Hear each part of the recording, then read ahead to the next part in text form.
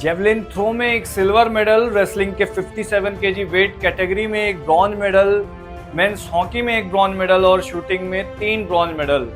जी हाँ, ये है इंडिया की ओर से पेरिस ओलंपिक्स 2024 में जीते गए मेडल्स की सूची। इन सब मेडल्स को जीतने के लिए नीरज चोपड़ा, मनु भाकर, सरबजीत सिंह, स्वप्निल कुशल और इंडियन हॉकी टीम को देश के 140 करोड़ देशवासियों की तरफ से ढेर सारी बधाई।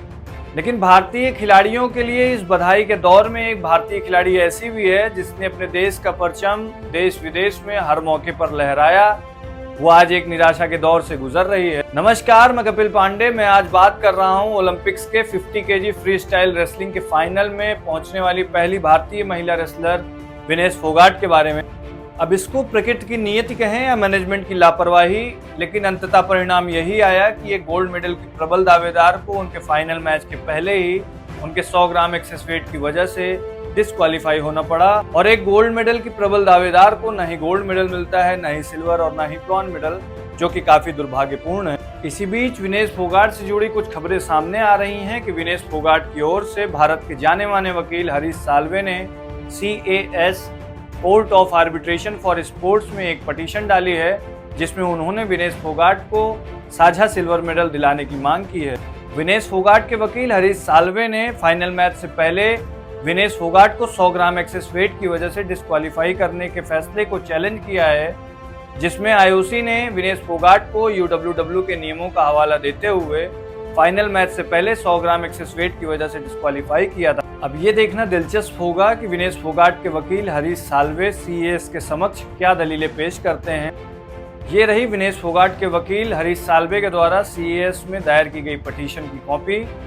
आप देख सकते हैं कि इस पिटीशन में अपोजिशन UWW और IOC को बनाया गया है। विनेश फोगाट के वकील हरीश साल्वे ने जो पिटीशन CAS में दायर की है, उसमें उन्होंने ये बात साफ कही है कि मेरी क्लाइंट विनेश फोगाट, जो कंपटीशन के पहले दिन निर्धारित 50 किलो से कम होती हैं, उनको अगले दिन फाइनल मैच से पहले उनके निर्धारित 50 केजी वजन से सिर्फ 100 ग्राम ज़्यादा होने की वजह से उनको अयोग्य घोषित कर दिया जाता है, जिससे पिछले दिन की उनकी सारी मेहनत पर पानी फिर जाता है। और ये बात एक खिलाड़ी के लिए काफ़ी दुर्भाग्यपूर्ण होती है। हरीश साल्वे ने जो पिटीशन CAS में दायर की है, उसमें उन्होंने मांग की है कि अगर इस परिस्थिति में विनेश फोगाट को अकेले को सिल्वर मेडल नहीं दिया जा सकता, तो कम से कम उनको साझे में सिल्वर मेडल दिया जाए, जिससे कि उनकी प्रतिभा का, उनकी मेहनत का सम्मान हो सके।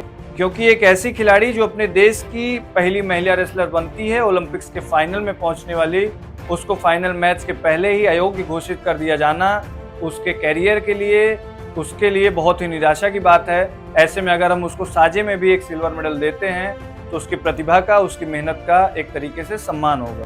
अब ये खबर सुनने के बाद आपके जहन में ये सवाल जरूर उठा होगा कि कहीं और केसेस की तरह भी इस केस को पेंडिंग में न डाल दिया जाए, इस केस का फैसला भी कहीं कुछ सालों बाद ना आए। तो एक बात मैं आपको क्लियर कर दूं कि हरीश साल्वे ने जो पिटीशन CAS में दायर की है, उसमें उन्होंने मांग की है कि इस केस का फैसला ओलंपिक्स गेम के खत्म होने के पहले आ जाना चाहिए।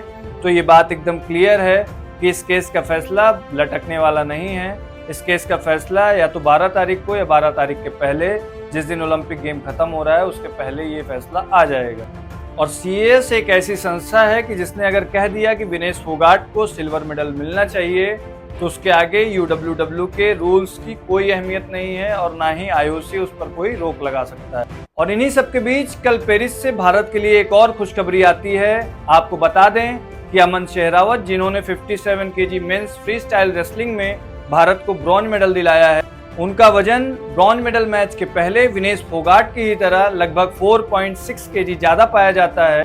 अब अमन के पास सिर्फ 10 घंटे बचे थे और इन 10 घंटों में उनको अपना 4.6 केजी वेट कम करना था, जिसके लिए उनके कोच ने उनको लगभग 12 बजे वर्कआउट पे लगा दिया और अमन ने लगातार 1 घंटे ट्रेडमिल पे वर्कआउट किया और उसके बाद 5-5, 6-6 मिनट के गैप पर 2-2, 3-3 मिनट का सोना बाथ लिया, गर्म पानी से नहाए और लगभग 3 बजे उनका वेट 3.5 केजी कम हो चुका था।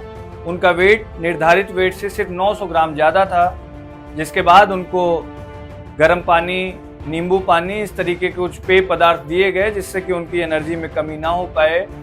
और इस तरीके से मैच से पहले अमन शेहरावत ने मात्र 10 घंटे में अपना 4.6 केजी वेट कम कर लिया, ऐसे में एक सवाल उठता है कि विनेश फोगाट, जिनके पास 12 घंटे थे और सिर्फ 2.5 किलो वेट कम करना था, वो कैसे कम नहीं हुआ? इसमें किसकी चूक है, किसकी गलती है, ये तो भगवान ही जाने। लेकिन ये काफ़ी दुर्भाग्यपूर्ण है। एक ऐसी लड़की जो एक छोटे से गांव से निकलकर बाहर आती है, देश विदेश में भारत देश का परचम लहराती है, उस लड़की को उसके जीवन की सबसे बड़ी उपलब्धि पाने के पहले ही अयोग्य घोषित कर दिया जाता है उनकी मैनेजमेंट की लापरवाही की वजह से। तो ये काफ़ी दुर्भाग्यपूर्ण है और खास करके एक खिलाड़ी के लिए तो बहुत ही ज़्यादा दुर्भाग्यपूर्ण है। उसने अपनी पूरी मेहनत, अपना पूरा जीवन, अपना पूरा करियर लगा दिया यहाँ तक पहुँचने के लिए, और वहाँ तक पहुँचकर भी वो अयोग्य घोषित हो जाती है। तो आप समझ सकते हैं कि विनेश फोगाट के ऊपर इस वक्त किस तरह की पीड़ा, किस तरह के दर्द, किस तरीके की निराशा के दौर से वो गुजर रही हैं। तो इन सब के बीच मैं यही एक दुआ करूंगा ईश्वर से कि विनेश फोगाट को CAS की तरफ से उनके पक्ष में फैसला आए और उनको सिल्वर मेडल, चाहे साझे में ही मिले, लेकिन सिल्वर मेडल मिल जाए।